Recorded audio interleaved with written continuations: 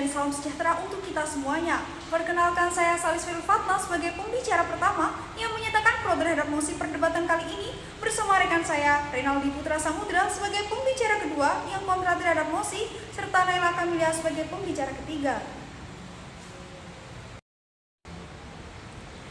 Inde datai leges befortier omna pose. Hukum dibuat, jika tidak, orang yang kuat akan mempunyai kekuasaan yang tidak terbatas. Lain halnya dengan pasal penghinaan terhadap lembaga negara yang hanya akan memperkuat seseorang yang memiliki kedudukan di suatu lembaga negara. Perkenalkan, saya Saif Ratna sebagai pembicara pertama yang menyatakan pro terhadap mosi. Dewan Juri yang arif dan bijaksana.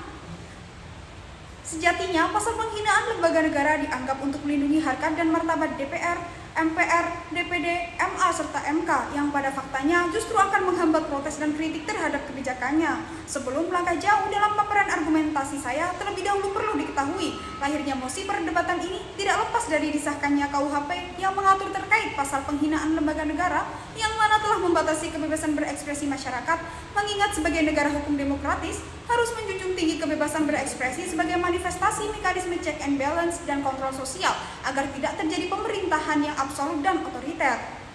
Mengingat pula data dari Lembaga Survei Indonesia menyatakan bahwa indeks kepercayaan masyarakat kepada beberapa lembaga negara seperti DPR dan DPD hanya berkisar 56 hingga 64% saja, yang mana membuktikan bahwa masih banyak kinerja lembaga negara yang kurang baik, sehingga masih memerlukan banyak masukan dari masyarakat. Dan jika pasal ini berlaku, maka akan berpotensi membuat masyarakat semakin enggan untuk mengkritik, sehingga pasal ini memiliki potensi untuk membunuh kebebasan berekspresi. Lebih lanjut, Dewan Juri yang terhormat, keberpihakan saya terhadap pasal penghinaan lembaga negara sebagai alat pembunuh kebebasan berekspresi didasari dua argumentasi utama, yakni yang pertama, pasal penghinaan lembaga negara merupakan bentuk neokolonialisme sehingga tidak seharusnya diatur karena akan bermasalah dalam penerapannya. Berdasarkan pendapat dari Bivitri Susanti sebagai ahli hukum tata negara yang menganggap bahwa KUHP yang disahkan tak ubahnya upaya kontrol yang dilakukan pemerintah Hindia Belanda pada warga pribumi yang lokal mengkritik kewenangan penjajah. Tidak hanya itu, menurut Bivitri sejumlah pasal bermasalah masih ada di dalamnya.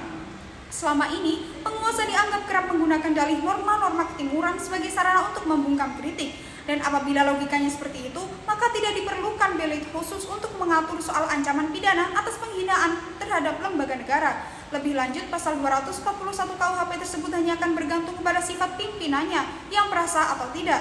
Yang mana perlu diingat dalam hukum, yang seharusnya dibangun adalah sistem hukum. Jangan sampai hukum bergantung kepada sesuatu hal. Selain itu, pasal tersebut merupakan hukum lese majeste yang sangat merugikan rakyat. Pasalnya, latar belakang adanya pasal ini berawal dari British Indian Penal Code yang diberlakukan terhadap bangsa Indonesia sebagai bangsa yang terjajah. Sehingga Dewan Juri yang terhormat dengan masih adanya hukum lese majeste akan memberantas hak kebebasan berpendapat dan berekspresi warga negara. Oleh karenanya dapat disimpulkan, bila demokrasi meniscayakan adanya kebebasan berpendapat, maka tentu tidak akan dapat berdampingan dengan lese majeste yang meniscayakan perlindungan terhadap lembaga sebagai individu yang dikhususkan. Seperti halnya negara Thailand, dalam penerapannya pasal penghinaan atau hukum ini melanggar hak asasi di negara Thailand. Rakyat hanya mengkritik lembaga negara terancam dijatuhi hukuman berat. Pasal ini dianggap sebagai alat politik anti kritik pemerintahan Thailand.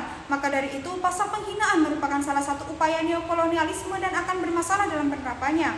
Adapun argumentasi saya yang kedua, yakni pasal ini akan membunuh kebebasan berekspresi dan berpotensi menimbulkan kriminalisasi. Sebagaimana delik penghinaan lembaga negara berpeluang menghambat hak atas kebebasan menyatakan pikiran dengan lisan, tulisan, dan ekspresi sikap. Hal ini dimaksud secara konstitusional bertentangan dengan pasal 28 Undang-Undang 1945. Dalam suatu negara demokrasi, kepentingan lembaga negara harus mendapatkan pengawasan agar tidak sewenang-wenang. Artinya tidak boleh anti kritik dari warga negaranya. Lembaga negara perlu banyak dikritik akibat kinerjanya yang kurang maksimal. Sebuah lembaga negara mestinya tidak perlu khawatir tentang hinaan. Justru melalui hinaan secara tidak langsung menjadi pukulan keras bagi lembaga negara untuk dapat bekerja dan mengabdi kepada rakyatnya dengan semaksimal mungkin. Sehingga hal ini akan lebih baik untuk rakyat maupun bagi pemerintah. Dewan Juri yang terhormat, bahwasanya dengan adanya pasal penghinaan terhadap lembaga negara dapat mendegradasi nilai demokrasi itu sendiri, seperti halnya Presidium GMNI yang dipidana selama 6 bulan karena dalam orasinya mengandung penghinaan kepada Presiden. Berdasarkan data dari Freedom House, skor demokrasi Indonesia pada tahun 2021 menempati urutan terendah dalam 5 tahun terakhir. Hal ini, Dewan Juri yang terhormat, implikasi diterapkannya pasal penghinaan terhadap lembaga negara akan mengakibatkan turunnya indeks demokrasi, yang mana demokrasi kita sudah rendah akan menjadi semakin rendah. Maka dari itu, Dewan Juri yang terhormat, diperlukannya rekonstruksi ulang terhadap pasal penghinaan lembaga negara karena banyak menuai perdebatan. Sekian dan terima kasih. Lex nemini operator inicium remini facet injurio. Hukum tidak memberikan ketidakadilan kepada siapapun dan tidak melakukan kesalahan kepada siapapun. Assalamualaikum warahmatullahi wabarakatuh. Sebagai pembicara kedua, saya berada pada posisi kontra pada mosi perdebatan kali ini.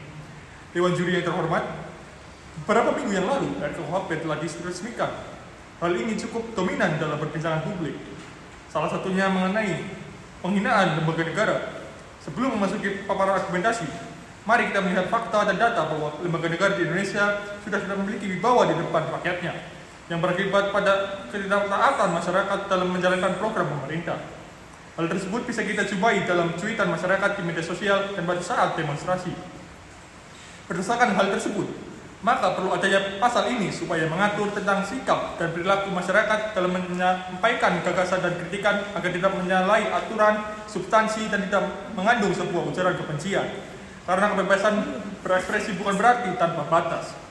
Dewan Juri yang terhormat, karena itu dengan tegas saya tidak setuju dengan mosi perdebatan kali ini. Ketidaksetujuan saya didasari oleh beberapa poin argumentasi. Memasuki argumentasi yang pertama, pasal penghinaan lembaga negara merupakan bentuk dekolonisasi yang penerapannya masih bisa diatur dalam sosialisasi masif dan dari pemerintah.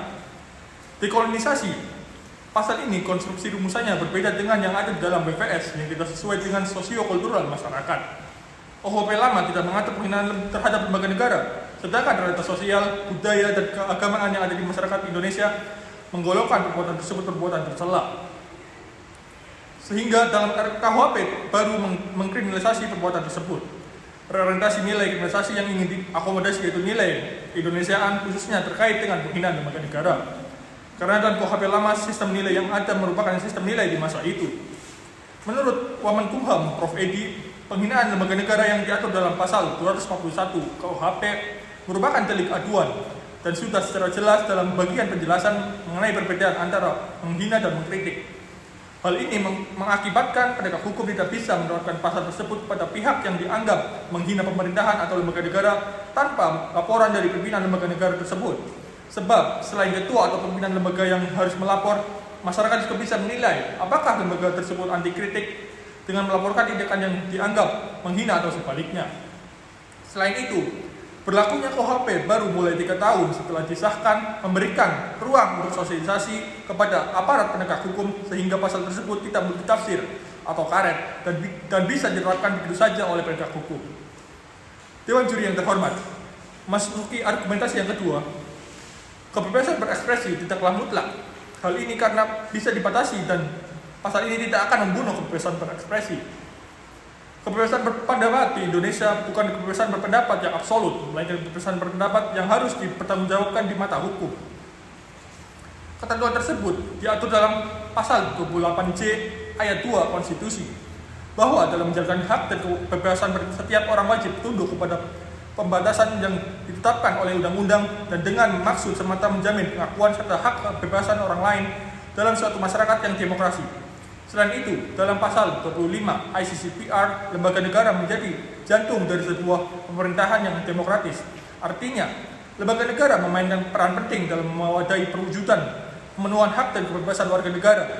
Sejalan dengan itu, Menteri Hukum dan Hak Asasi Manusia Yasona Lawli menyebut pasal penghinaan lembaga negara bukan untuk membatasi kritik, karena peraturan perundang-undangan yang ada di Indonesia membuka ruang adanya kritik. Selain itu, pasal ini sebagai penegas pada sebagai masyarakat Indonesia yang beradab berdasarkan konsep Durkheim yang mengatakan hukum sebagai moral sosial pada hakikatnya adalah ekspresi solidaritas yang berkembang dalam suatu masyarakat. Penghinaan pada hakikatnya merupakan perbuatan yang sangat tercela dilihat dari berbagai aspek moral, agama, nilai-nilai kemasyarakatan, dan nilai-nilai HAM karena menyerang atau merendahkan martabat manusia atau menyerang nilai universal.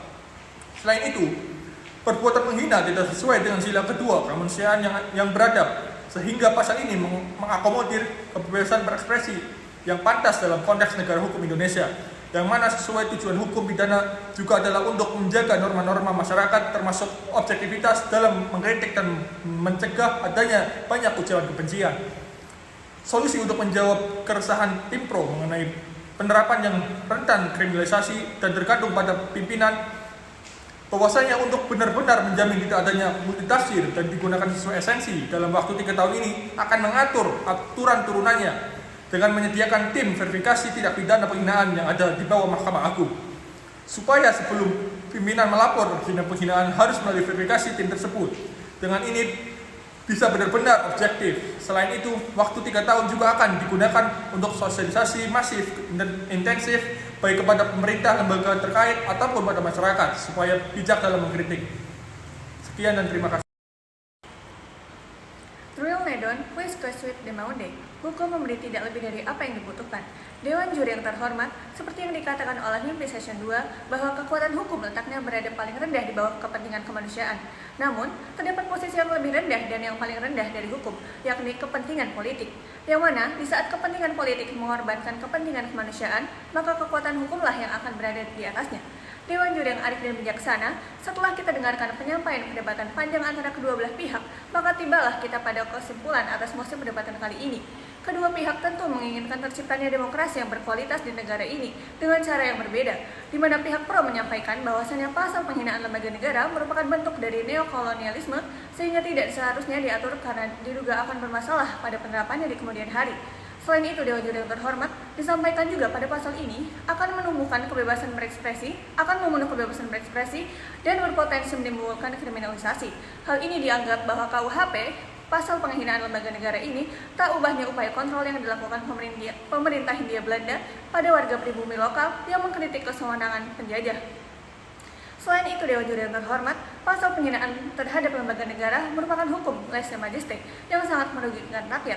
Oleh karenanya, dapat disimpulkan bila demokrasi meniscayakan adanya kebebasan berpendapat, maka tentu tidak akan dapat berdampingan dengan lese majeste yang meniscayakan pelindungan atau proteksi terhadap lembaga sebagai individu yang dikhususkan. Dewan Juri yang terhormat ditegaskan juga, yang mana dalam suatu negara demokrasi, kepentingan pemerintah harus mendapatkan pengawasan agar tidak sewenang-wenang. Artinya, pemerintah tidak boleh anti kritik dari warga negaranya. Selain itu, dengan adanya pasal penghinaan terhadap lembaga negara tersebut, dinilai dapat mendegradasi nilai demokrasi itu sendiri. Jadi Dewan Juri yang terhormat, implikasi diterapkannya pasal penghinaan terhadap lembaga negara dikhawatirkan akan mengakibatkan turunnya indeks demokrasi di kemudian hari. Kemudian, pada pihak kontra secara tegas menangkis argumen pembicara pro mengenai pasal penghinaan lembaga negara adalah bukan neokolonialisasi, melainkan bentuk dekolonisasi, yang mana sebenarnya penerapannya masih bisa diatur dengan sosialisasi masif pemerintah. Dijelaskannya juga bahwa pasal ini konstruksi rumusannya berbeda dengan yang ada dalam WVS, di mana tidak sesuai dengan sosiokultural masyarakat, di mana KUHP lama tidak mengatur penghinaan terhadap lembaga negara, sedangkan realitas sosial, budaya, dan keagamaan yang ada di masyarakat Indonesia menggolongkan perbuatan tercela, sehingga dalam KUHP nasional mengkriminalisasi perbuatan tersebut. Penegasan pembicara kontra selanjutnya adalah mengenai kebebasan berekspresi ini tidaklah mutlak.